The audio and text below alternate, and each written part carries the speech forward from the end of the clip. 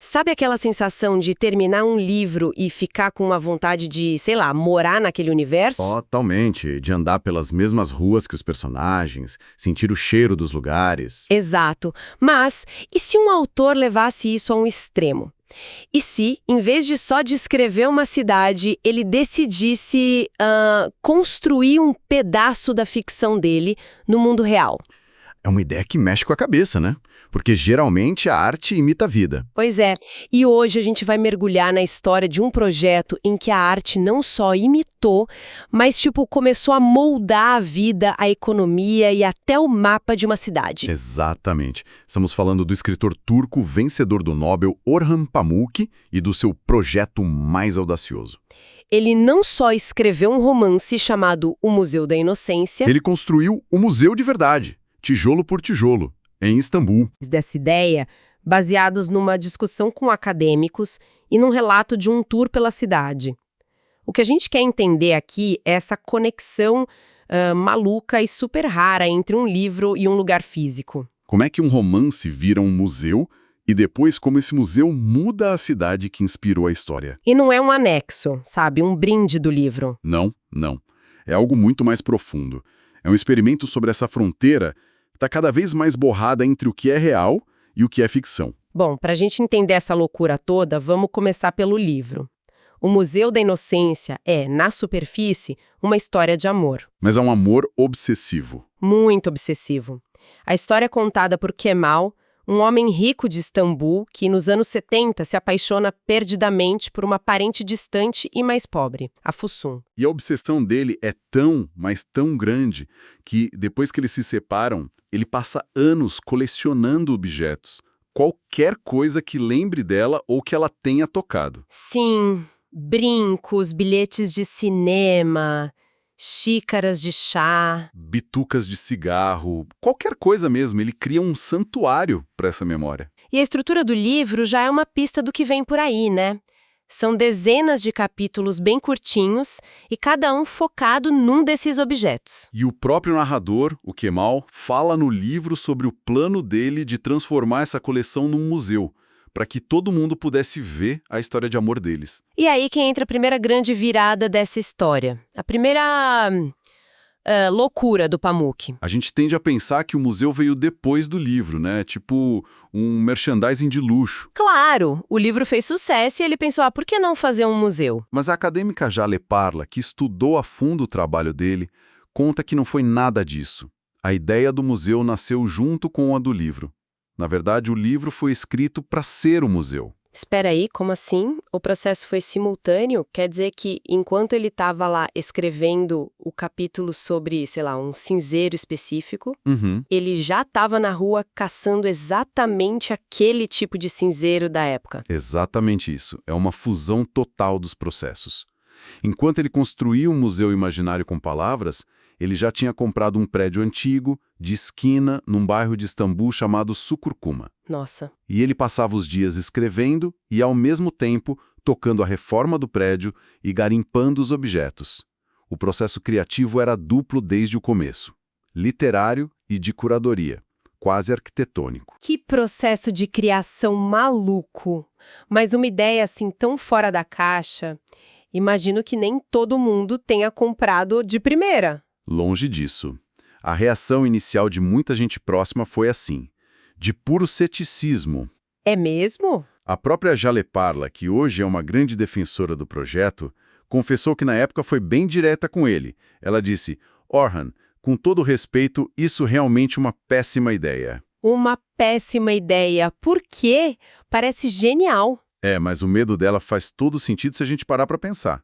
Pensa bem. Uma das coisas mais mágicas da leitura é que a gente cria o mundo do livro na nossa cabeça, né? O rosto dos personagens, o vestido que a Füsun usava, a xícara de chá.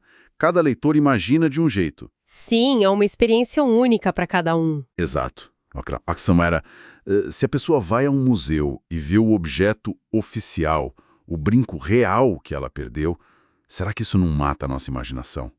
Não limita a liberdade criativa e impõe uma visão única da história. Entendi.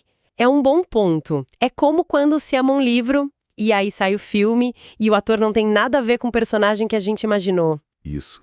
Dá uma certa frustração, quebra a magia. O medo era que o concreto sufocasse o imaginado. Exatamente. O risco de transformar a poesia da literatura no inventário de objetos. Mas essa preocupação, claro, esbarrou na teimosia absoluta do Orhan Pamuk. Ele estava decidido. Completamente. E naquele ponto já não era só uma ideia no papel, né?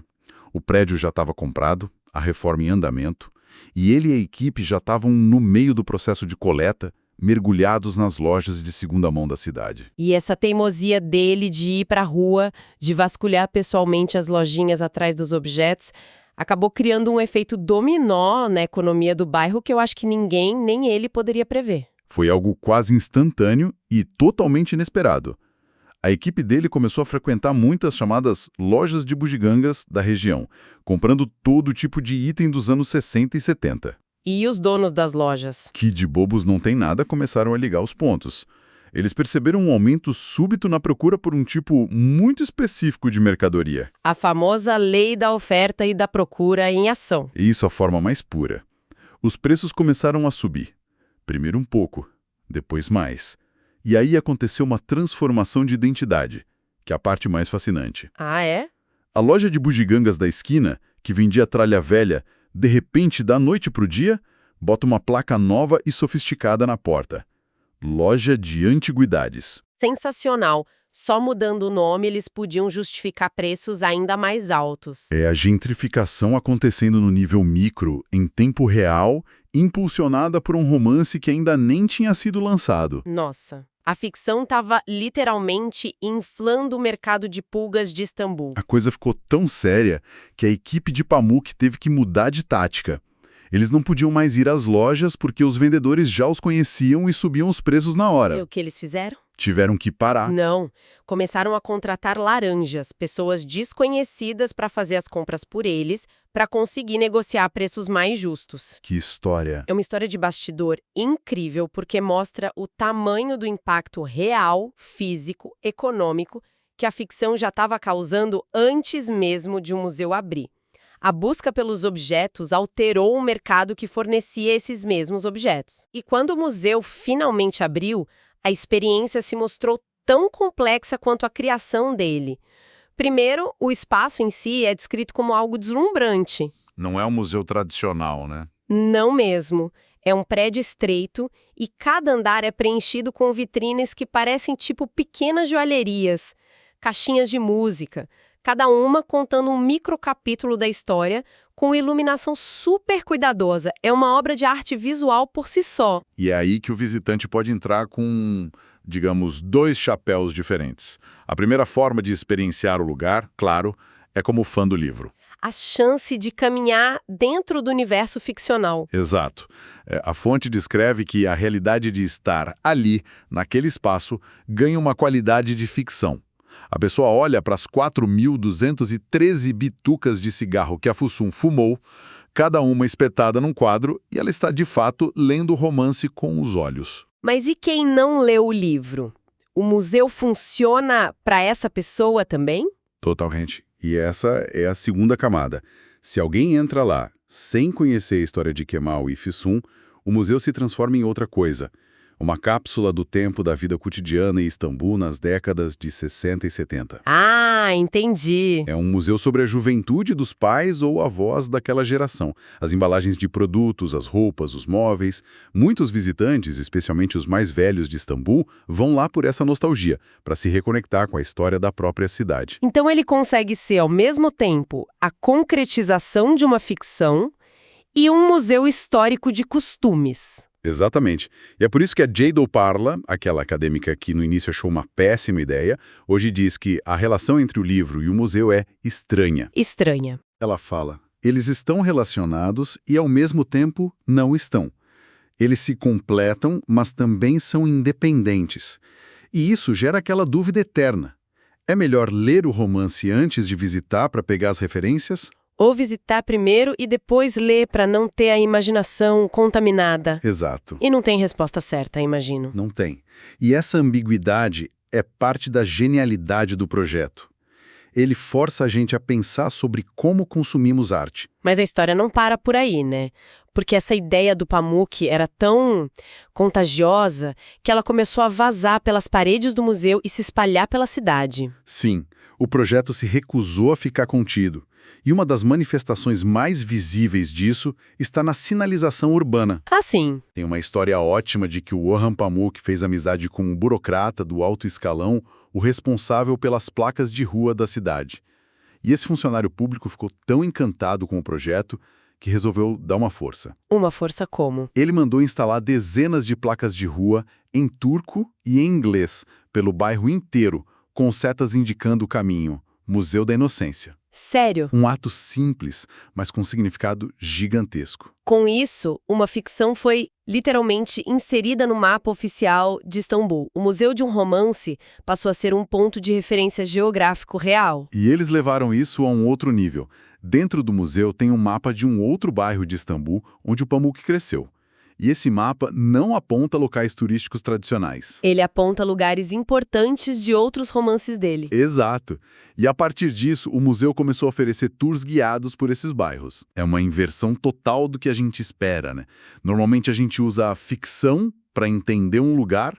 Aqui o lugar está sendo usado para navegar pela ficção. A cidade de Istambul vira um texto a ser lido. Sim, com paradas e pontos de interesse que foram definidos pela literatura. E tem uma cena que o pesquisador Martin Puchner descreve num desses tours que é simplesmente perfeita.